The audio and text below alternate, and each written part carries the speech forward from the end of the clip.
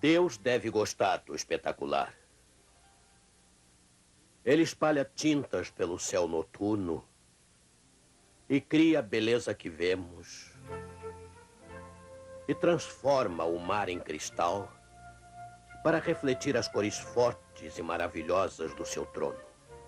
Ele constrói suas ruas de ouro em lugar de asfalto.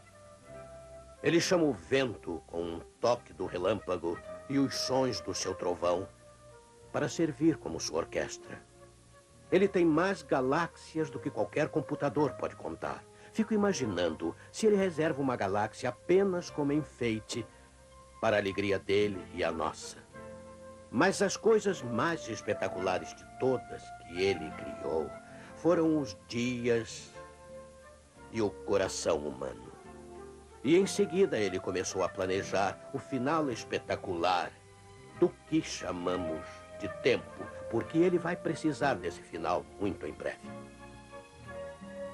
Está escrito com George Vanderman, apresentando o Cristo vivo como resposta às suas necessidades mais profundas. Hoje, o final espetacular. Era 14 de junho de 1975. Murray Roslin Hughes, 8 e 6 anos de idade, estavam nos bancos de trás de um pequeno avião e estavam descalços e com os cintos de segurança quando o avião caiu numa parte distante da Austrália.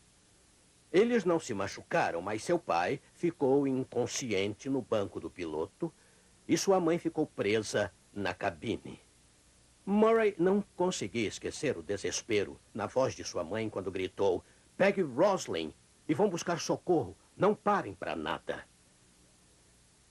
As crianças não conseguiram achar os sapatos, por isso foram embora sem eles.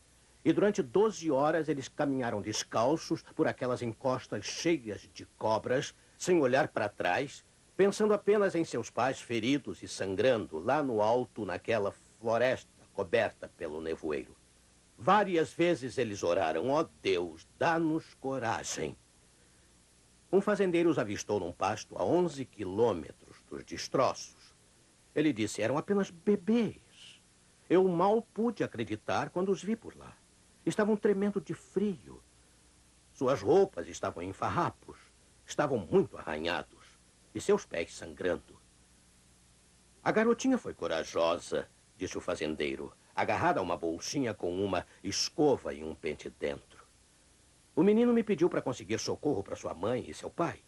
Ele é o garoto mais valente que eu já conheci. Seus pés estavam muito cortados, mas ele não quis descansar. Ele só tinha um pensamento na cabeça: obter ajuda para os seus pais." O organizador do grupo de resgate disse: "Vocês podem pensar que 12 horas não é muito tempo, mas este é um dos territórios mais difíceis que existe. É floresta densa e o mato é cheio de cobras mortíferas e aranhas venenosas. Não creio que aquelas duas crianças pudessem resistir por mais tempo naquele lugar." Roslin falou sobre seu sofrimento. Ela disse: "Mamãe nos disse para sermos valentes e buscarmos socorro. O nevoeiro era forte, não conseguíamos ver para onde íamos. As árvores tinham grandes raízes acima da terra e eu ficava tropeçando nelas. O terreno era acidentado", ela disse. "Mamãe tinha dito para tirarmos os sapatos no avião, para ficarmos mais confortáveis. Assim, quando o avião caiu, não pudemos encontrá-los. Os pés doíam quando andávamos por lá. Havia pedras ásperas e elas machucavam os meus dedos." E ela continuou: "Estávamos muito assustados. Ouvíamos bichos rastejando ao nosso redor. Uma vez, ouvimos um ruído muito alto num mato bem perto da gente. Eu gritei." Murray foi bem valente. Ele me abraçou e me disse: "Não se preocupe, não vou deixar que nada lhe aconteça." Murray disse: "Eu também estava muito assustado, mas não queria que Roslin soubesse. Eu fiquei pensando na mamãe e no papai e como tínhamos que obter ajuda. Eu nunca havia andado tanto. A pior parte, é claro, foi estarmos sem sapatos. De vez em quando, Roslin parava e chorava. Às vezes eu deixava ela se deitar um pouquinho." O grupo de resgate chegou tarde. Muito tarde. E Murray lamentou: "Eu gostaria de poder dizer à minha mãe e meu pai que tentamos o máximo." Que semelhança com o que Jesus fez. As pessoas que ele criou em um planeta criado por ele estavam em perigo. Sem ajuda não iriam sobreviver. E ele disse, eu vou, pai. E o pai disse, vá, filho, e não pare por nada. Ele deixou sua coroa para trás. Teria sido mais fácil com a sua coroa, bem mais fácil. Mas ele não parou para nada. Ele só conseguia pensar em encontrar socorro, achar um meio de salvar você e eu. E repetidas vezes ele orou, pai, dá-me coragem. E assim ele veio para Belém. Quando tinha 12 anos, ele visitou o magnífico templo. E lá pela primeira vez, viu os sacerdotes ofertando cordeiros inocentes no altar. Ele ficou fascinado com o que viu. Havia alguma coisa misteriosa sobre aquilo tudo. Alguma coisa que parecia estar ligada à sua própria vida. Aí, de repente, ele compreendeu. Ele próprio iria ser o cordeiro. Ele próprio iria ser o sacrifício inocente pelos pecados dos homens. Ele próprio era o caminho para salvar a humanidade perdida. Por isso ele teve que vir. E assim ele seguiu direto até o Calvário. Ele só conseguia pensar nos homens e mulheres que estavam perdidos. Ele tinha que prosseguir. Ele era o cordeiro. Agora temos uma opção quanto ao final da história, você entende? Pode terminar com você e eu mortos na cabine de um avião destroçado, ou pode terminar no resgate mais espetacular de todos os tempos, se nós quisermos. E quando tudo terminar, quando o último homem tiver feito sua escolha, milhões tiverem escolhido afundar com este planeta, pareço ouvir o Salvador dizendo, pai, eu gostaria de poder dizer a eles que tentei o máximo. É possível que estejamos confusos sobre o que é realmente espetacular? A cruz do Calvário é o evento mais espetacular de todos os tempos. É a incrível prova de Deus perante o tribunal do universo. É seu irrefutável argumento às acusações daqueles, Satanás é o primeiro entre eles, que disseram que Jesus não ligava. Se você quer o espetacular, amigo, hoje não terá que esperar muito. Deus logo lhe dará. Deus está deixando Satanás fazer seus milagres primeiro, como temos visto nestas últimas semanas. Aí Deus fará os seus. E os de Satanás, em comparação, vão parecer truques bobos. Não existem palavras para descrever o dia em que Deus assumir tudo. Nossos potentes megatons vão parecer meras pipocas quando Deus tomar os assuntos da terra em suas mãos. E Satanás só poderá ficar de lado, assistindo, impotente, maravilhado e, é claro, apavorado. O anjo caído pode, com os seus brinquedos, parar alguns motores, mas Deus pode parar a história. Satanás pode fazer as bússolas girarem, mas Deus pode desafiar a gravidade e elevar o seu povo até o céu e levá-lo para o lar. Os OVNIs de Satanás podem chamuscar um pedaço de terra, mas Deus pode fazer montanhas fumegarem com a sua presença. Satanás pode trazer fogo do céu para enganar os homens, mas Deus, com fogo, pode destruir a terra e torná-la nova outra vez. Satanás pode imprimir uma imagem misteriosa em um pedacinho de filme, mas Deus pode imprimir sua própria imagem nos corações humanos. Satanás pode fazer a personalidade se deteriorar, mas Deus pode renovar os homens. Vidas transformadas é o maior de todos os milagres. A vida do cristão confiante é uma constante espetacular. É uma sucessão de milagres. E o relógio de Deus é absolutamente preciso. Ele nunca se atrasa. Nenhuma emergência o pega de surpresa. Não temos que nos preocupar com o momento de Deus a agir. Repetidas vezes tem sido demonstrado que sua providência pode atuar seguramente sob circunstâncias tão precárias que o mais leve vento poderia tirar um viajante de sua rota, onde somente uma palavra não dita, um assunto aparentemente trivial negligenciado, poderia bloquear o plano divino. Como é que eu sei? Como é que eu sei? Porque tenho visto pessoalmente incontáveis vezes. Você não gostaria de ter assistido no dia em que Deus surgiu no espaço e ordenou que o mundo existisse? Ele só pronunciou a palavra e lá estava ele. E aí ele o pendurou no espaço sobre o nada. Gosto do modo colorido como o Dr. Shadrach Meshack, Lockridge ou Pinta. Ouça, apoiado sobre o nada, ele alcançou onde nada havia para ser alcançado. E pegou alguma coisa de onde nada havia para ser pego. E pendurou algo sobre o nada e ordenou que ali ficasse. Sobre o nada, ele tomou o martelo de sua própria vontade e golpeou a bigorna de sua onipotência. E quando fagulhas soltaram, ele as tomou na ponta de seus dedos e as arremessou ao espaço, adornando assim o céu com estrelas. Bem, de qualquer modo, o que Deus tenha feito foi espetacular, sem dúvida. E houve também o dilúvio dos dias de Noé. Nada do que já experimentamos pode nos qualificar para entender o que aconteceu então. Espetacular? Eu diria que foi. Água vindo das nuvens em gigantescas cataratas. Água esguichando de dentro da terra. Relâmpagos rasgando o céu. Montanhas subindo e caindo. Vento, fogo e vulcões. Maremotos. A terra rachada, retorcida e revolvida de um modo impossível de se descrever. Um espetáculo negativo que deixou apenas 8 pessoas com vida. Eu estava para lhe dizer há alguns momentos atrás que você e eu podemos ter poltronas especiais no final espetacular da história, a volta de Jesus a esta terra, mas isto não seria correto. Porque não haverá nenhuma poltrona especial. Não haverá nenhum espectador. Porque todo homem, mulher e criança estarão envolvidos pessoalmente e a natureza do envolvimento depende de cada indivíduo. Com as palavras emprestadas de uma caneta inspirada, deixe-me descrever aquele dia. Sigam isto cuidadosamente à medida que eu ler do livro chamado O Grande Conflito entre Cristo e Satanás. Vou começar a ler pela página 642. Ouça. É à meia-noite que Deus manifesta o seu poder para o livramento de seu povo. O sol aparece resplandecendo em sua força. Sinais e maravilhas se seguem em rápida sucessão. Os ímpios contemplam a cena com terror e espanto, enquanto o justo vê com solene alegria os sinais de seu livramento. Tudo na natureza parece desviado de seu curso. As correntes de água deixam de fluir. Nuvens negras e pesadas sobem e chocam-se umas nas outras.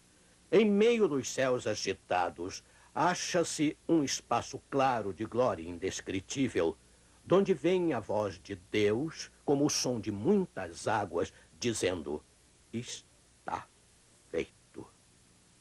Essa voz abala os céus e a terra. Há um grande terremoto como nunca houve. O firmamento parece abrir-se e fechar-se.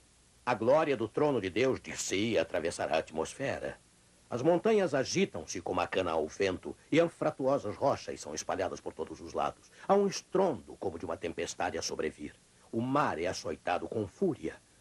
Ouve-se o sibilar do furacão, semelhante à voz de demônios na missão de destruir. A terra inteira se levanta, dilatando-se como as ondas do mar. Sua superfície está a quebrar-se. Seu próprio fundamento parece ceder. Cadeias de montanhas estão a sossobrar. Desaparecem ilhas habitadas. Os portos marítimos que pela iniquidade se tornaram como Sodoma são tragados pelas águas enfurecidas. Grandes pedras de Saraiva, cada uma do peso de um talento, estão a fazer sua obra de destruição. As mais orgulhosas cidades da terra são derribadas. Relâmpagos terríveis estalam dos céus, envolvendo a terra num lençol de chamas. Por sobre o estrondo medonho do trovão, vozes misteriosas e terríveis declaram a sorte dos ímpios. Os que pouco antes eram tão descuidados, tão jactanciosos e desafiadores, acham-se agora vencidos pela consternação e a estremecer de medo. Ouve-se o seu pranto acima do som dos elementos. Demônios reconhecem a divindade de Cristo e tremem diante de seu poder. Enquanto homens estão suplicando misericórdia e rastejando em abjeto terror. Por uma fenda nas nuvens fulgura uma estrela cujo brilho aumenta quadruplicadamente em contraste com as trevas. Fala de esperança e alegria aos fiéis, mas de severidade e ira aos transgressores da lei de Deus. E agora, na página 646, surge logo no Oriente uma pequena nuvem negra, aproximadamente da metade do tamanho da mão de um homem.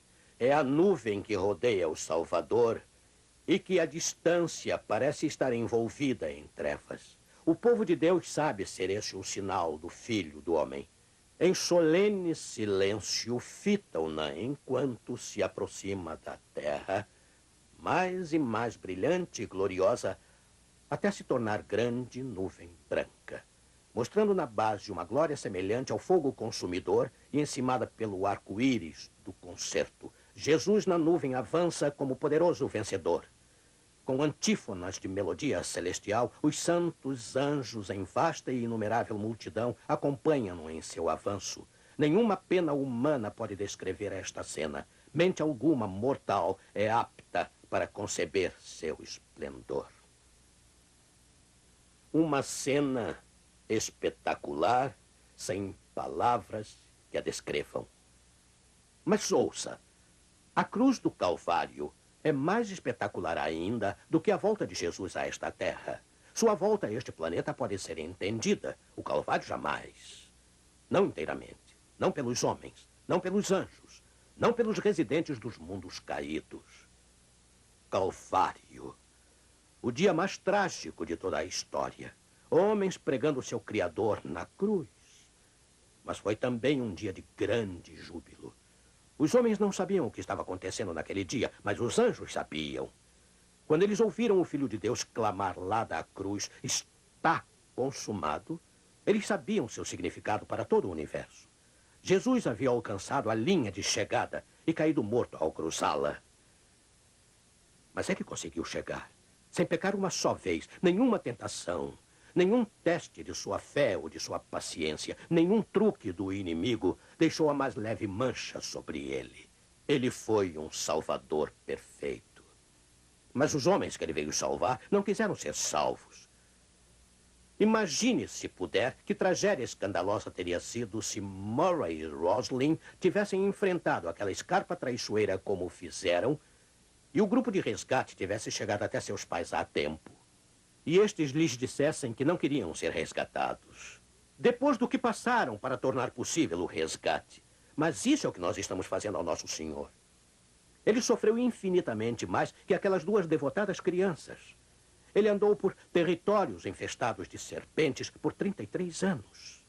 E foi para o lar com seu pai com as mãos e os pés feridos pela eternidade devido à ousada tentativa de resgate. Vamos dizer a ele que não queremos ser resgatados depois de tudo?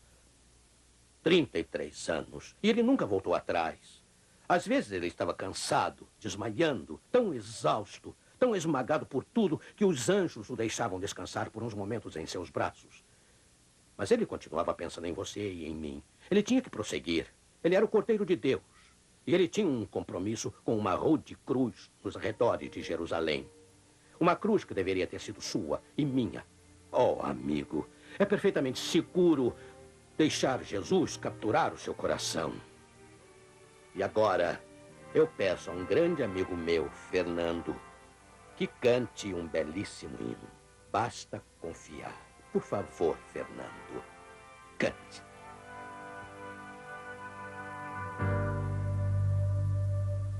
Pessoas vivem preocupadas, andam cheias de temor, desconfiam que Jesus não tem amor. Era como eu me sentia, envolvido em treva e dor, mas um dia encontrei o Salvador.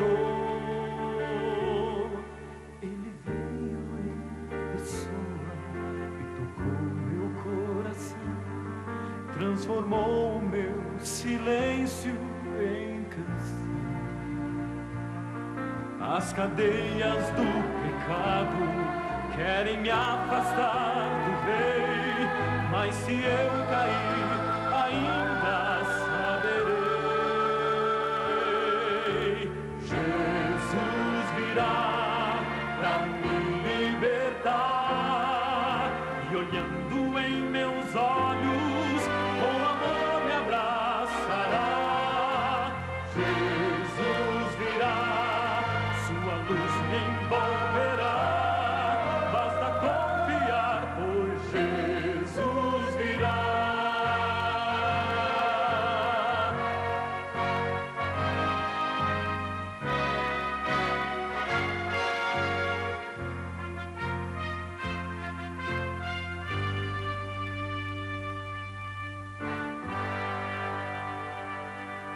Quando em meio a sofrimentos é difícil aceitar que existe um Deus que está a me escutar. Mas meus planos não são grandes como os planos do Senhor. Sob as mãos de Deus serei um vencedor. Jesus virá pra me libertar, e olhando em meus olhos, com amor me abraçará.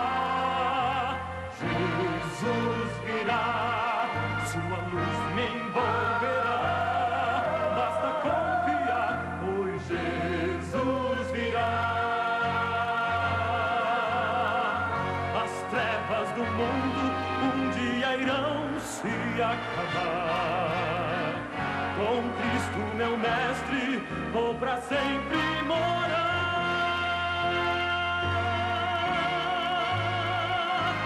Jesus virá pra me libertar, e olhando em meus olhos, com amor me abraçará. Jesus virá, sua luz me envolverá. Basta confiar, pois Jesus virá. Basta confiar, pois Jesus virá.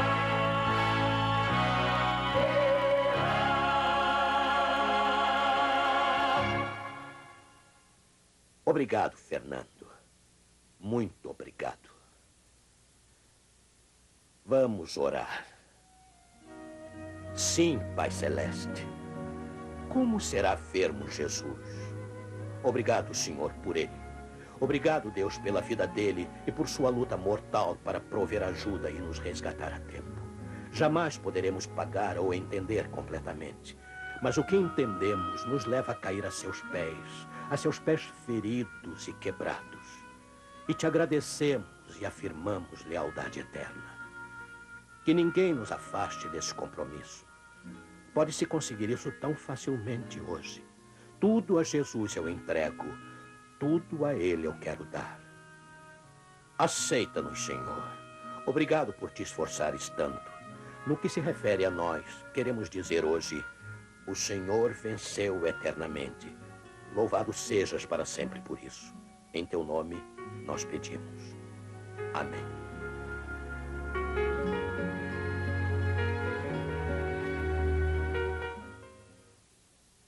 O sobrenatural tem fascinado muitas pessoas. Há um misto de curiosidade e medo pelo desconhecido. Porém, o que podemos saber sobre a veracidade dos búzios, o poder das pirâmides, os horóscopos, as predições, os objetos voadores não identificados? Será que esses poderes ocultos e forças sobrenaturais podem realmente controlar a nossa vida?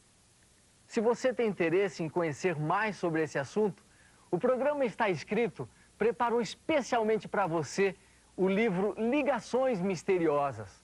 Faça agora mesmo o seu pedido. Esse é um presente do Está Escrito para você. Além do livro Ligações Misteriosas, você pode receber também inteiramente grátis o curso bíblico do Está Escrito. Graças à Telerge, você pode fazer o seu pedido pelo telefone 021 266 3022. Ou, se preferir, pela Caixa Postal 1189, CEP 20001-970, Rio de Janeiro.